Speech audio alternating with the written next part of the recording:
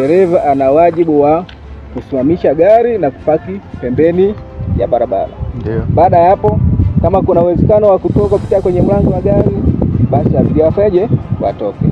Lakini kama uwezekano haupo na wameshawasiliana na Jeshi la Zimamoto na Uokoaji mkoa wa Iringa kupitia namba 114, basi wasubirie. Na kwa sababu watu wengi tokea ajali ya barabarani wao wanapenda kupanic. Wengine wanapanic, wanapita kwenye mlango wa gari, wanaruka chini, wengine wanavunjika miguu, kitu ambacho sisi hatukiruhusu. Kwa hiyo tokea ajali ya barabarani na gari linawaka moto, basi abiria angalia namna ya kujiokoa.